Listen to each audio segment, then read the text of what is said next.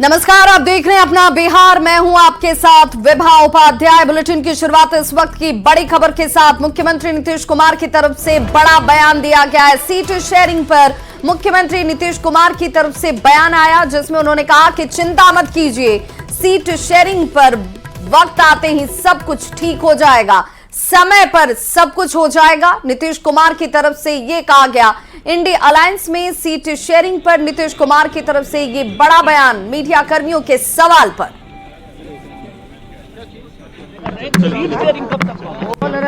सब समय पर हो जाएगा, चिंता मत कीजिए। सब समय पर हो जाएगा, चिंता मत कीजिए।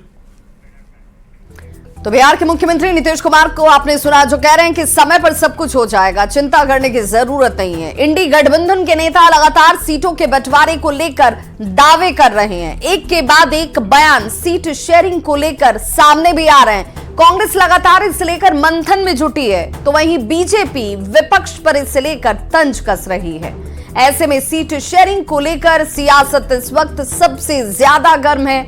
देखिए हमारी ये खास रिपोर्ट।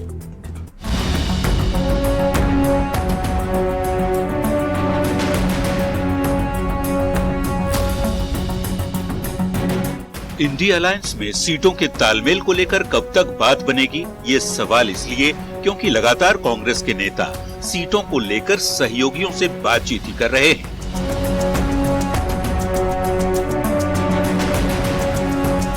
किशनगंज में सीट शेयरिंग पर बिहार प्रदेश अध्यक्ष अखिलेश सिंह ने बड़ा बयान दिया है। अखिलेश सिंह कहते हैं कि सीट शेयरिंग समस्या नहीं है, कांग्रेस का रवैया भी लचीला है। इंडी गठबंधन के बाकी दलों को भी सीट शेयरिंग में लचीला रवैया अपनाना होगा। कितने सीटों ये तो आज यहाँ घोषणा करने में नहीं आया हूँ कि कितने सीट पर लड़ेगी। चर्चा तो लेकिन चल रही है दिल्ली में। लेकिन ये हम जरूर आपको कहना चाहते हैं, एक दौर की वार्ता भी हुई और फिर आगे वार्ता होनी है 12 तारीख के बाद। तो उसमें सीट का कोई समस्या नहीं है। हम लोग भी फ्लेक्सिबल हैं और बाकी पार्टियों से भी हम लोग चाहते हैं कि वो लोग भी फ्लेक्सिबल हों। इधर केंद्रीय राज्य मंत्री अश्विनी कुमार चौबे ने महागठबंधन में सीट शेयरिंग पर तंज कसते हुए कहा कि इंडी अलायंस में सीट शेयरिंग महज नाटक है, महागठबंधन के लोग आपस में ही टकराएंगे।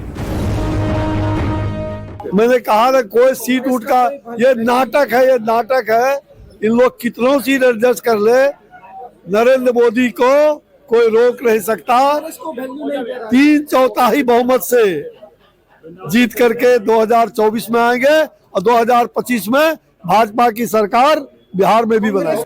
कांग्रेस और कोई रेस का हमारे सामने तुलना ही नहीं है। ये लोग सब घमंडिया गठबंधन आपस में टकराएंगे। कोई नेपाल की तराई में जाएंगे और कोई उधर से करके और कोई बंगाल की खाड़ी में समा जाए। लोकसभा चुनाव में अभी कुछ ही दिनों का वक्त बच गया है। ऐसे में बीजेपी के खिलाफ ताल ठोकने का दावा करने वाला विपक्षी गठबंधन 25 से ज्यादा पार्टियों के बीच सीटों के तालमेल को लेकर एक ही बात दोहरा रहा है, वो ये कि सब कुछ सही हो जाएगा, समय रहते सीटों पर बात बन जाएगी। और इसी को लेकर बीजेपी के नेता तंज कस रहे हैं। Bureau report, news 18।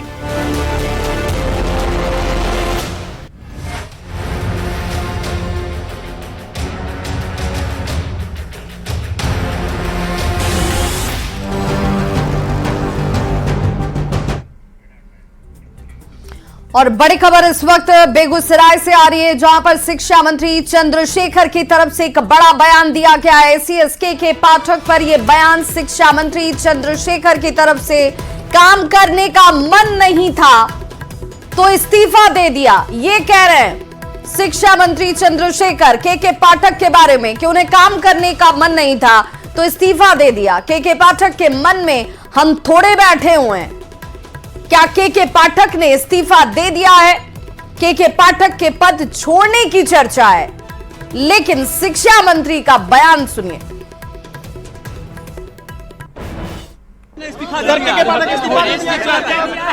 आप देखिए तो उनके मन में हम बचे हुए हैं, उनको मन नहीं हुआ काम करने का तो इस्तीफा दिए तो हम बचे हुए हैं। तो शिक्षा विभाग में सुधार की मुहिम चला रहे अपर मुख्य सचिव के पाठक ने सरकार को पत्र लिखा है, जिसमें उन्होंने स्वेच्छा से अपर मुख्य सचिव के पद का परित्याग करने की बात लिखी है। सवाल है कि छुट्टी के बाद के पाठक एसीएस का पद संभालेंगे। जी हम तो चाहते हैं कि अगला 2 महीना के अंदर जो बचा हुआ है 1,20,000 के करीब, उसका भी शुरू करवा दीजिए ताकि इनका भी तेजी से बहाली और हो जाए।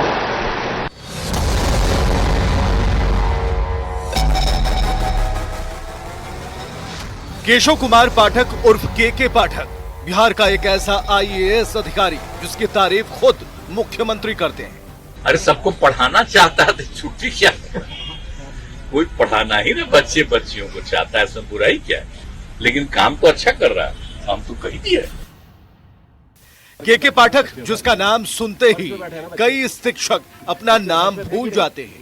थोड़ा घबरा गए ना, हमको देख के घबरा। हम जानते थे कि जब सवाल का जवाब नहीं आता तो सर आपके डरे भाग गए। के पाठक जिनकी गिनती बिहार के सबसे कड़क अधिकारियों में होती है।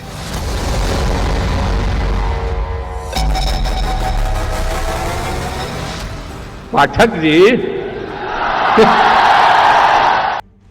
जी के पाठक जो बिहार की सरकारी स्कूली शिक्षा व्यवस्था को सुधारने में तन मन से जुड़े थे, लेकिन अचानक एक पत्र सामने आता है जिसमें उनकी तरफ से लिखा होता है कि मैं अपर मुख्य सचिव शिक्षा विभाग बिहार के पद का प्रभार स्वतः परित्याग करता हूं।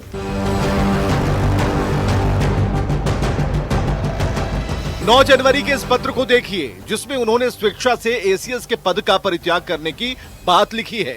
यह पत्र उस दिन लिखा गया है जिस दिन के पाठक छुट्टी पर जा रहे थे, यानी 9 जनवरी को, और 9 जनवरी से 16 जनवरी तक के पाठक छुट्टी पर हैं।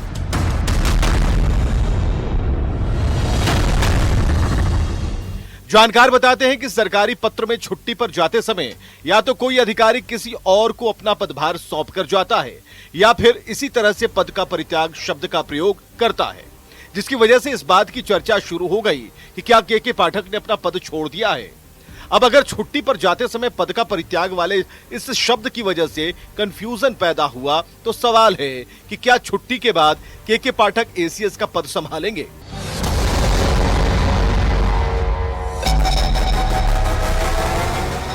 वैसे तो इस सवाल का जवाब 16 जनवरी को मिलेगा, लेकिन उसके पहले बिहार के शिक्षा मंत्री चंद्रशेखर ने बयान देकर कंफ्यूजन को और बढ़ा दिया। शिक्षा मंत्री चंद्रशेखर ने कहा कि उनका मन नहीं था काम करने का, तो इस्तीफा दे दिया। अब देखिए तो उनके मन में हम बचे हुए हैं, उनको मन नहीं हुआ काम करने का, इस्तीफा दिए, हम बचे हुए हैं। अब पद का परित्याग शब्द लिखने की वजह से कंफ्यूजन हुआ या फिर सच में के पाठक ने शिक्षा विभाग के अपर मुख्य सचिव का पद ही छोड़ दिया। इस सच से 16 जनवरी के बाद पर्दा उठेगा, लेकिन बड़ा सवाल है कि अगर के पाठक छुट्टी पर गए हैं तो फिर शिक्षा मंत्री उनके इस्तीफे की बात क्यों कर रहे हैं? क्या शिक्षा मंत्री को अपने विभाग के अधिकारी के बारे में इतनी भी जानकारी नहीं है? और अगर वो सही है तो क्या किसी दबाव में के पाठक पद छोड़ने को मजबूर हुए हैं? न्यूज़ 18 के लिए पटना से रजनीश कुमार की रिपोर्ट। तो शिक्षा विभाग के अपर मुख्य सचिव के पाठक के स्वेच्छा से पद छोड़ने पर राजनीति शुरू हो गई है। सत्ताधारी दलों के नेताओं ने जहां के पाठक के फैसले पर आश्चर्य जाहिर करते हुए उनका फैसला इसे बताया है, वहीं बीजेपी प्रवक्ता ने के पाठक के बहाने बिहार सरकार पर ही निशाना साधा है। तो के पाठक जी का अपना फैसला है। वैसे सरकार ने उनको अच्छा विभाग दिया था, उनको काम करने की पूरी आज़ादी दी थी और बहुत ही ईमानदारी से, बहुत ही लगन के साथ के पाठक जी काम कर रहे थे। शिक्षा व्यवस्था में काफ़ी सुधार भी हुआ है और हमें पूरी उम्मीद है, पूरा भरोसा है कि वो जिस भी नए विभाग में जाएंगे अपनी इसी ऊर्जा के साथ, इसी ईमानदारी के साथ काम करेंगे। ये सच है तो उन्होंने क्यों छोड़ा है?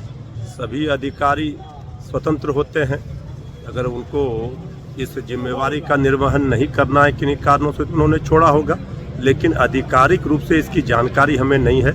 इससे प्रमाणित होता है कि शिक्षा विभाग के अपर मुख्य सचिव कहीं न कहीं बिहार सरकार के भ्रष्टाचार के शिकार हो गए और शिक्षा माफियाओं के शिकार हो गए।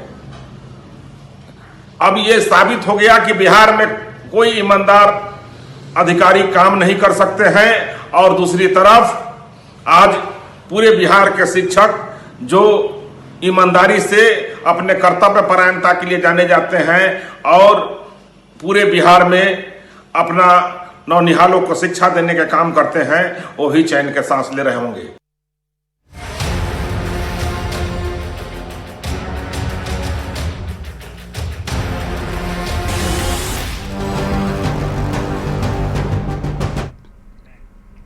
तो शिक्षा विभाग के एसीएस के पाठक ने स्वेच्छा से अपना पद छोड़ दिया है। हालांकि वे 16 जनवरी तक छुट्टी पर हैं और ये कहा जा रहा है कि वे छुट्टी से लौटने के बाद फिर से अपना पद संभाल भी सकते हैं। लेकिन शिक्षा विभाग में सुधार की के पाठक की मुहिम का ही असर है कि अब दूसरे अधिकारी भी स्कूलों का दौरा कर रहे हैं। सुविधाओं और व्यवस्थाओं की समीक्षा की जा रही है और जहां कमी दिख रही है उसे दुरुस्त किया जा रहा है। बांका में शिक्षा विभाग के विशेष सचिव सतीश चंद्र झा ने जिला मुख्यालय स्थित डाइट सहित कई स्कूलों का जायजा लिया और नवनियुक्त शिक्षकों की ट्रेनिंग को भी देखा। विशेष सचिव ने कई स्कूलों में जाकर पढ़ाई लिखाई को लेकर बच्चों से बात भी की और व्यवस्था पर संतोष जाहिर किया। सुधारात्मक कदम उठा रहे हैं, उसका जमीनी हकीकत क्या है, मुझे जो है वो अत्यंत खुशी हुई। मैंने अभी डाइट को देखा जहाँ पे हमारे बीपीएससी से पास प्रशिक्षण ले रहे हैं, प्लस अभी 2-4 विद्यालयों को देखा, बहुत अच्छे तरीके से पठन पाठन हो रहा है और मुझे जो है वो बिहार में शिक्षा का भविष्य अत्यंत उज्जवल दिख रहा है। शिक्षा मंत्री प्रोफेसर चंद्रशेखर ने प्रधानमंत्री नरेंद्र मोदी के लिए अपशब्दों का प्रयोग किया है, जिसे लेकर राजनीति गर्मा गई है। बीजेपी ने शिक्षा मंत्री पर पलटवार किया तो सत्ताधारी महागठबंधन के नेताओं ने चंद्रशेखर को भी मर्यादा में रहकर बयान देने की नसीहत दी। राबड़ी जी को, तेजस्वी जी को क्या बीजेपी ने कहा था कि आप नौकरी के बदले जमीन हड़प लीजिए लोगों का? लालू जी से बीजेपी ने कहा था कि आप चारा खा लीजिए, अलकतरा पी लीजिए। आप ऐसा काम करेंगे तो देश की संवैधानिक संस्थाएं आपके विरुद्ध कार्य करेंगी। देखिए, बिहार के शिक्षा मंत्री जी ने ये बात बिल्कुल सही कही है। लोकतांत्रिक सरकारों को जनता के प्रति जवाबदेह होना चाहिए, लेकिन ये जनता को लड़ाने के प्रति जवाबदेह है, ये हिंसा के प्रति जवाबदेह है। तो ऐसी सरकार शैतानों की ही सरकार हो सकती है। और ईडी, फीडी, सीडी, एक बात जान लीजिए, लोकतंत्र में सरकारें बदलती हैं और गलत को उसकी सजा मिलती ही है। संवैधानिक पद पर बैठे किसी भी व्यक्ति को भाषाई मर्यादा का ख्याल रखना चाहिए। राजनीति में हम एक दूसरे के विरोधी हो सकते हैं, लेकिन विरोध विचारधारा और नीतियों का होता है। व्यक्तिगत टीका टिप्पणी से हर किसी को बचना चाहिए और प्रधानमंत्री पूरे देश के हैं, किसी एक पार्टी विशेष के नहीं। इसलिए संयम के साथ अपनी बातों को रखना चाहिए। इंडिया अलायंस पर सुशील मोदी का वार। कांग्रेस के अयोध्या राम मंदिर समारोह के निमंत्रण को ठुकराने को लेकर इस वक्त हमला जो है वो बयानों के जरिए किया जा रहा है। सुशील कुमार मोदी की तरफ से विरोध के अतिरेक में राम विरोध, देखिए कैसे यहां पर मोदी विरोध के अतिरेक में राम विरोधी ये इंडी गठबंधन इस वक्त हो गया है। नए संसद भवन, G20 की मेजबानी से प्राण प्रतिष्ठा तक हर काम का विरोध किया जा रहा है। नीतीश कुमार कांग्रेस से अलग लाइन लेने का साहस उनकी तरफ से दिखाया जाए, ये भी कहते हुए नजर आए। वो नेहरू के विरोध के बावजूद सोमनाथ मंदिर के कार्यक्रम में राजेंद्र बाबू शामिल हुए थे। कांग्रेस राष्ट्रीय गौरव, भारतीय पराक्रम तथा भारत कल्याण के हर महत्वपूर्ण कार्य का बहिष्कार कर उसमें विघ्न डालने वाली पार्टी है। कांग्रेस और उसकी संगत में पड़े जो भी दल राम काज का बहिष्कार कर रहे हैं, देश की जनता अगले चुनाव में उन सब का बहिष्कार करेगी। तो कांग्रेस विघ्न डालने वाली पार्टी है और ये सीधे तौर पर सुशील कुमार मोदी की तरफ से इंडिया अलायंस पर भी कटाक्ष और प्रहार बयानों के जरिए और सीधे तौर पर यह कहा गया कि राम विरोधी ये इंडिया अलायंस इस वक्त हो चुका है। लेकिन एक बेहद महत्वपूर्ण बात जो सुशील कुमार मोदी की तरफ से कही गई, उन्होंने कहा कि नीतीश कुमार को अलग लाइन लेनी चाहिए। इस विषय पर विरोध के लिए विरोध नहीं होना चाहिए कि हमें विरोध करना है इसलिए कुछ भी विरोध कर दें। उन्होंने कहा कि देखिए, नेहरू के विरोध के बावजूद सोमनाथ मंदिर के कार्यक्रम में राजेंद्र बाबू शामिल हुए थे। नीतीश कुमार को भी कांग्रेस से अलग लाइन लेने का साहस जो है वो जरूर दिखाना चाहिए।